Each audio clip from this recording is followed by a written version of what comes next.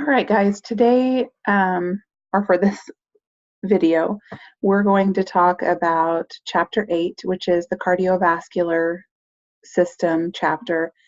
This is probably the longest PowerPoint that you guys have for this whole text, and there's a lot of information there. I think there might be 50 slides, so feel free to break this up into a couple of different times.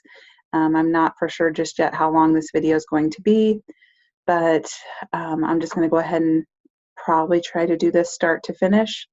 And in times past, in classes past, seated classes, I did this one as 2 different days. So it was a 2-hour, actually probably like 2.5 hours worth of lecture. And sometimes we even still didn't get through all of it.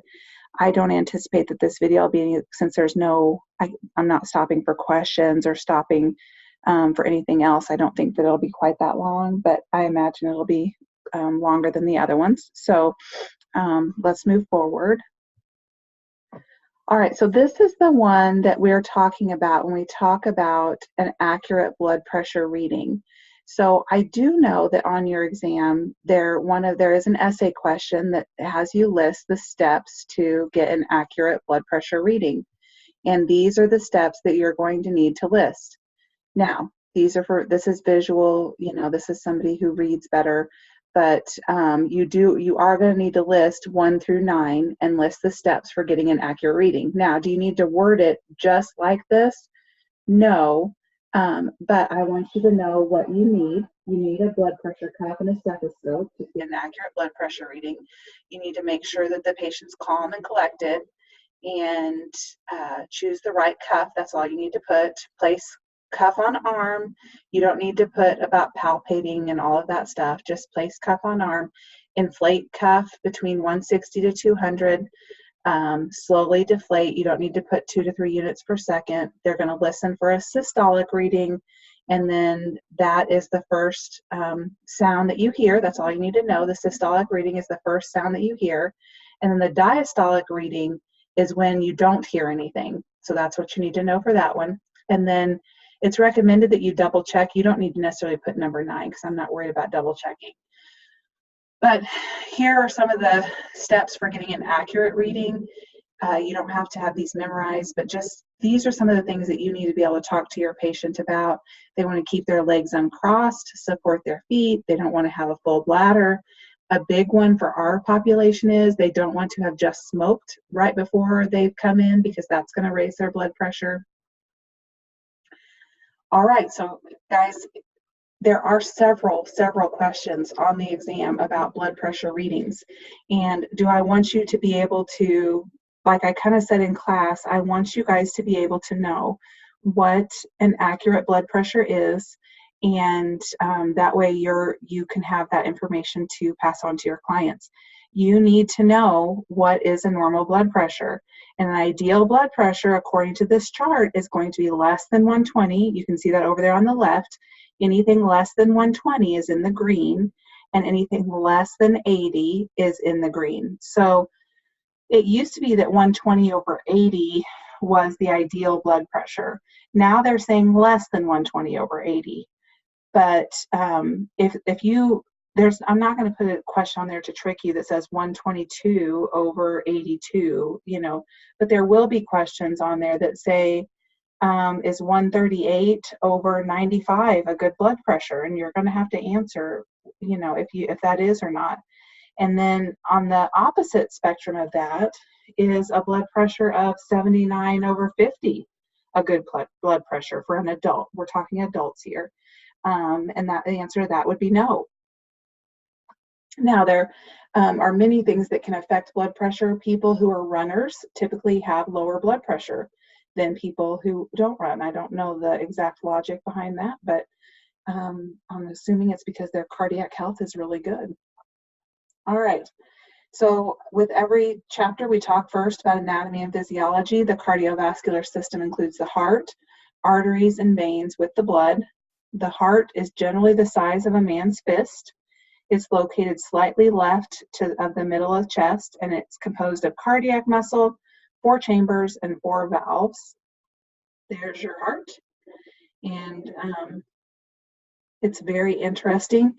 I always, when you, hopefully nobody in here is like going to be upset about this, but um, at Thanksgiving, when you cook a turkey, they give you the little bag of organs, and I always dissect the heart and let my kids see some of the things in there. And you can actually, even though it's a lot smaller than ours, you can actually still see some of the valves and stuff. So it's very, very neat if you ever think to do something like that, if you're not opposed to those kinds of things.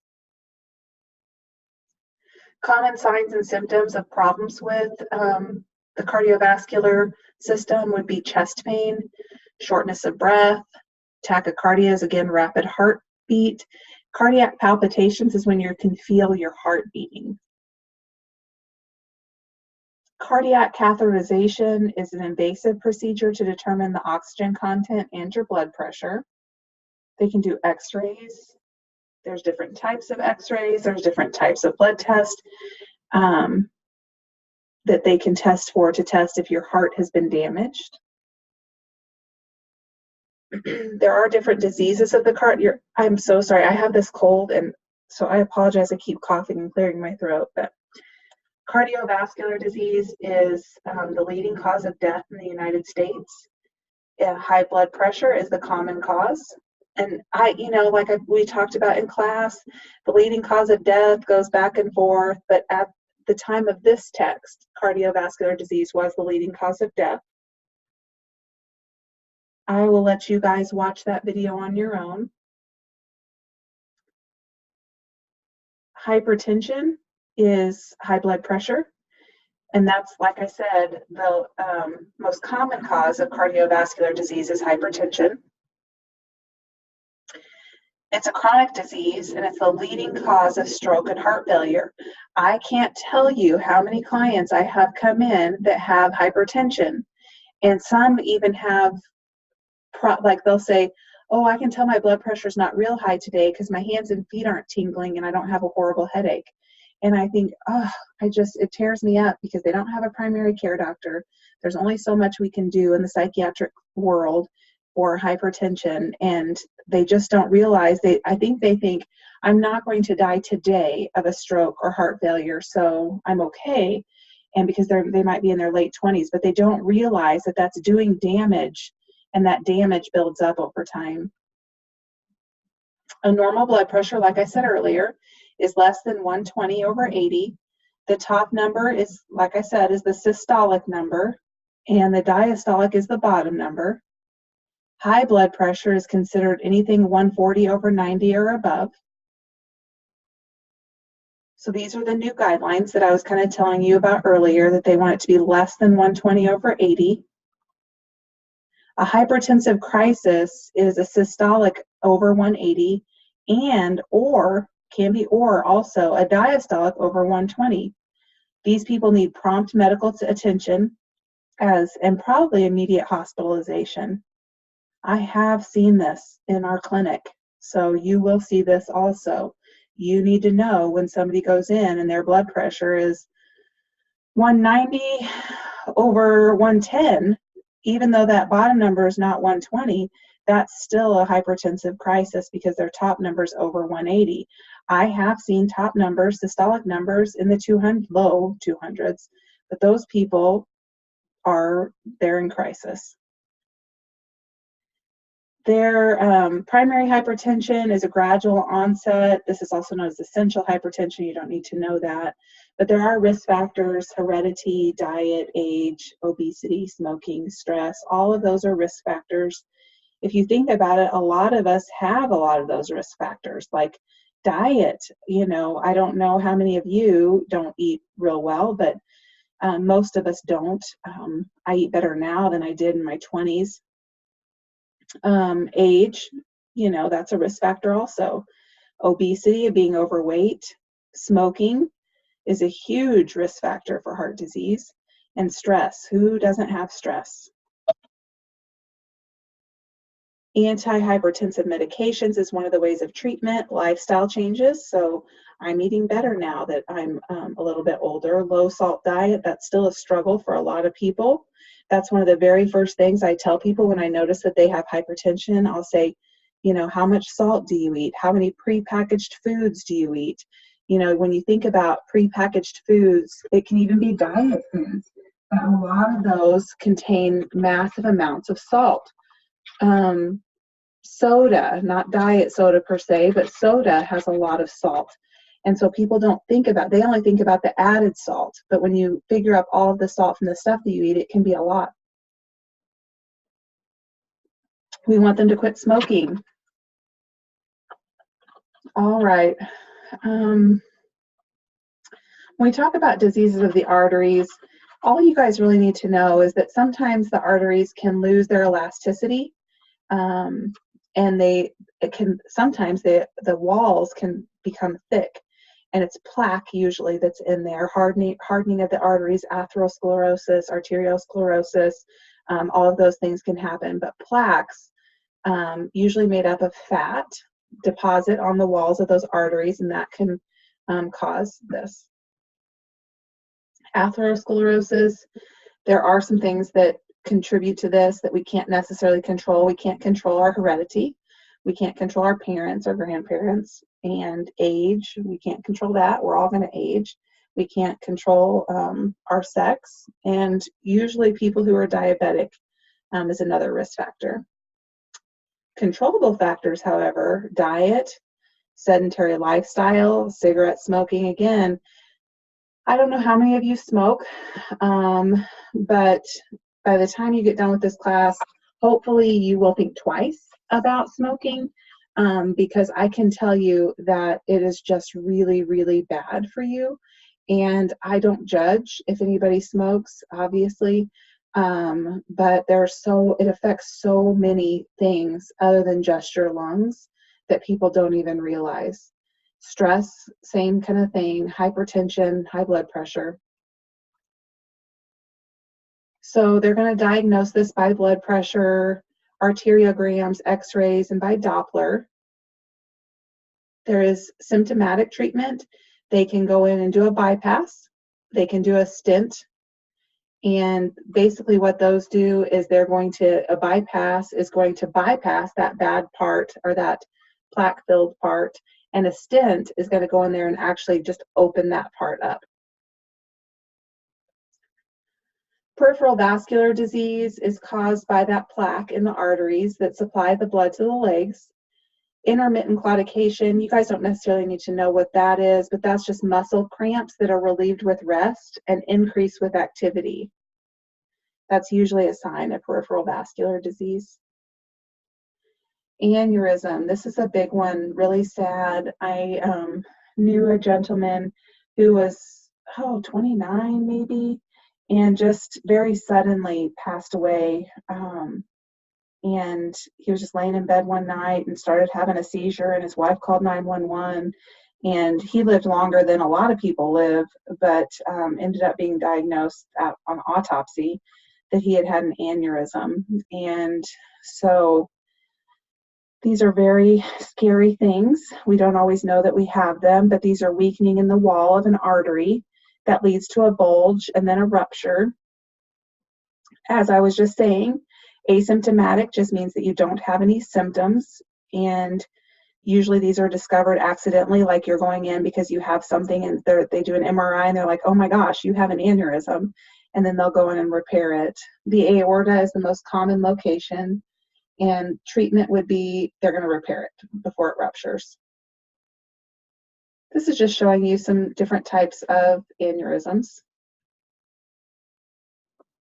Coronary artery disease is the narrowing of arteries that supply blood to the myocardium or the heart. This is the single leading, according to the text, again, at the time the text was printed. I know it can change off and on, but this is the single leading cause of death in the United States. Heart disease, coronary artery disease, same thing. Commonly due to atherosclerosis, that's that buildup again in your arteries. It's a progressive narrowing of the vessels that leads to ischemia of the heart muscle, which is death. And scar tissue replaces the muscle, and occlusion, which is just a blocking, can progress slowly or suddenly, and as a result of a thrombus or an embolus, which just means that when a blood clot is going to get in there, and that's what's causing the heart attack. Here, so speaking of, myocardial infarction would be the death of that heart muscle, and that's going to be, so what happens is everything past where that blood clot is in your heart is going to die because it's not going to get the blood that it needs. It'd be the same thing if you had a stroke in your brain. That's what causes the problem, and that's why you want to get that clot broken up very, very quickly so that those things don't die. And treatment, like I said, going to be an increasing blood flow or decreasing oxygen needs. Coronary artery disease, angina is chest pain, and they're going to treat that with vasodilators. There's different kinds. Usually there's some little films that can go underneath your tongue that people use. Angioplasty, CABG is a coronary artery bypass graft. That's again where they go in and they're going to bypass that part of the artery that is blocked. And then reducing your risk factors, diet, exercise, and again, smoking, quitting smoking. My dad had an MI, and he had a CABG done, and they essentially told him that they really didn't want to do it if he wouldn't quit smoking. And he smoked for many years, and he quit, of course, when he had this. And because he quit at the time this happened, sternum, where the breastbone there, where they cut that open, never healed right because he coughed so hard after his surgery because he had quit smoking. There's just a picture of the CABG. That's where they take those grafts, the vein grafts, and they graft them in so that those dead parts can get blood flow again. And they're going to paste them in or graft them in below that, on the other side of that that part that's blocked. Angina pectoris, I kind of talked about this just a little bit ago. This is just chest pain. It's usually due to a lack of oxygen to the heart. It can be a sign of an impeding myocardial infarction, and they're going to try to decrease the workload of the heart, and like I talked about earlier, use nitroglycerin. Myocardial infarction is also called a heart attack. This occurs when your heart does not get enough oxygen. You're going to have severe chest pain with diaphoresis is sweating and nausea. It's referred pain, which means that it may not be pain where your heart is. It may be pain in your neck, your arm, your jaw, and it's going to be similar to unrelieved indigestion. Can be different for women. They say a lot of women will complain of back pain. If you want to give them immediate attention, call 911, relieve their respiratory distress, decrease workload. If they're in cardiac arrest, CPR, and you guys all, I think, have had or will have CPR. They're going to get oxygen, pain medication. Arrhythmias are just abnormal heartbeats. They're going to give them medication to bust up that clot. And again, this is not just my own bias here. This is the text talking about smoking cessation, diet, and exercise. So here's some heart attack warning signs for you guys, for women and for men. It is a little bit different for women. They might not experience the pain, the chest pain that is the common sign. They might have, many women, it says, who have had heart attacks say they thought they had the flu. So, but you want to call 911 because treatments work best if given within an hour. All right, rheumatic heart disease. This is, again, what I talked about in a couple of chapters back about that autoimmune disorder caused by strep throat. All layers of the heart and valves can be affected, and you just want to prevent the strep infections. To treat it, though, rest, and they might need a valve replacement. CHF, or congestive heart failure, is when the heart fails to pump adequate blood supply. This develops slowly. A lot of your clients will have this, and they're going to gradually get more short of breath. Their heart rate's going to be up, and they might have increased respirations, meaning they're breathing really fast. That's what tachypnea is. It just means they're breathing really, really fast, and that's because they can't get enough breath. So if you think about it, if you guys aren't runners and you go out and you run a mile and a half, how is your breathing going to be? You're going to be breathing very, very quickly, and you're not getting adequate oxygen when you're doing that, but that's your body's way of compensating for that. So just keep in mind that that's how they're going to be breathing also. They might have neck vein distension, which just means that those neck veins are going to be popped up. Edema is swelling in their ankles and their lower legs. They might have some congestion in their liver and spleen, and left-sided heart failure is going to lead to congestion of the lungs.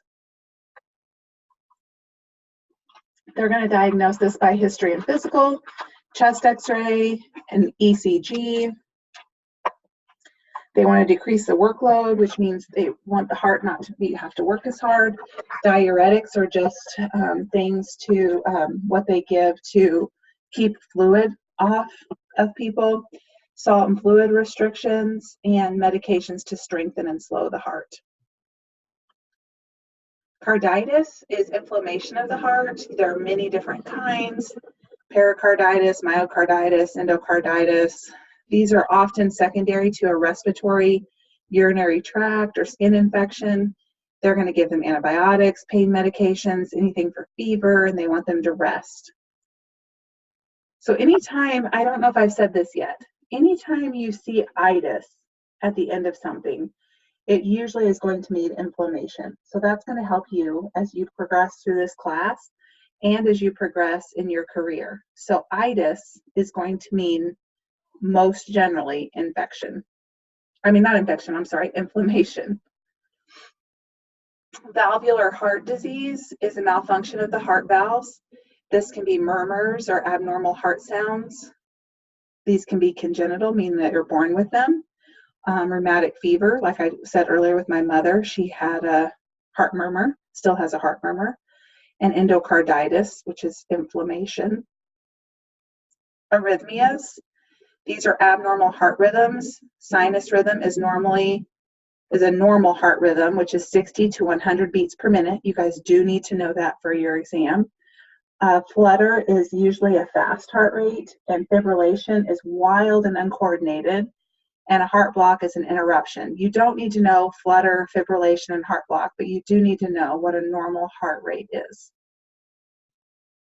These are just some examples for you. You don't need to memorize this or anything like that. I just wanted you guys to have a good example so that you would have something to go back to if you ever needed it. Some of these things you can live with. Some of these things you cannot.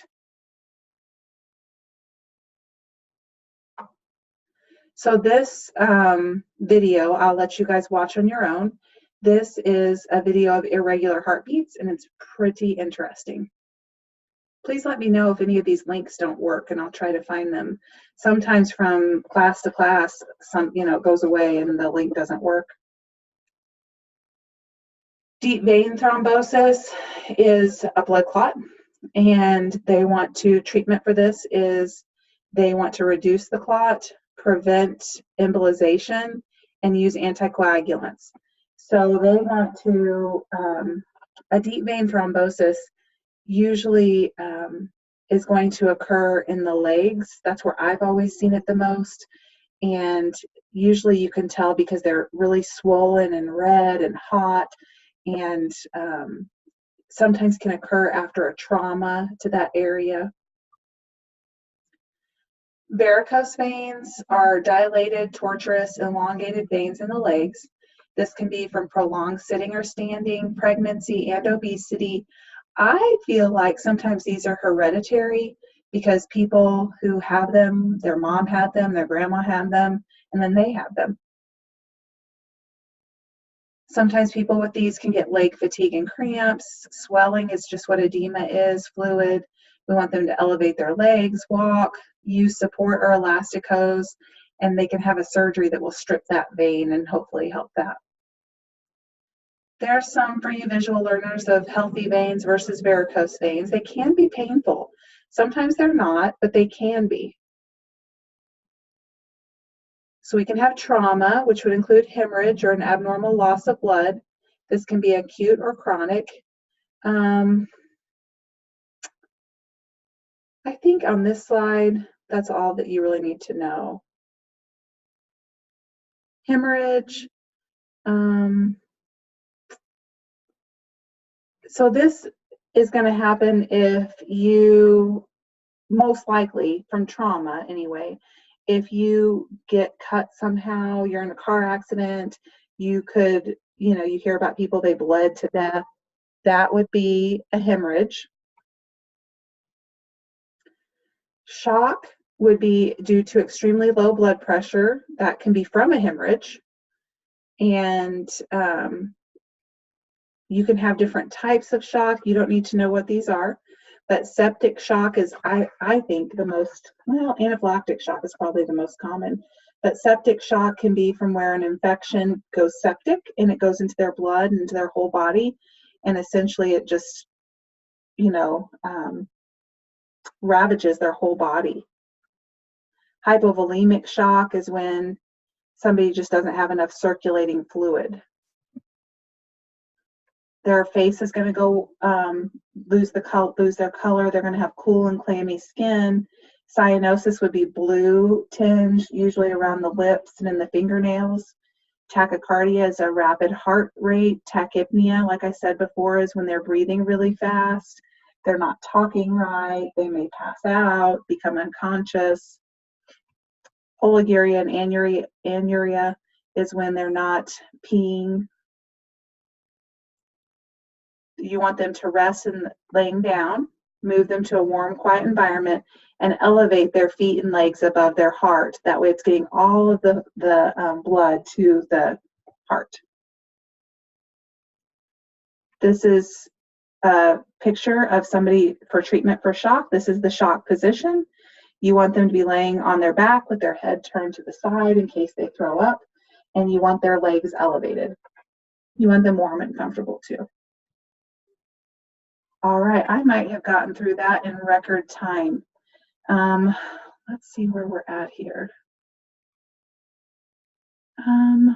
I guess it doesn't tell me. If I know I went through that pretty fast, it seems like. If you guys have any questions at any time, please let me know. And this chapter, there's a lot of information in this chapter. There's a lot of information in this chapter that's on your exam. I tried to touch on those things as we went through. Again, I will have a study guide, but you guys, especially the things that I told you specifically are going to be on the exam, you already know those things. You should be writing them down. And then I think there's a couple of more. This exam may go through chapter 10, I believe. So I think you have a couple of more chapters to go. So, but please let me know if you have any questions about any of that.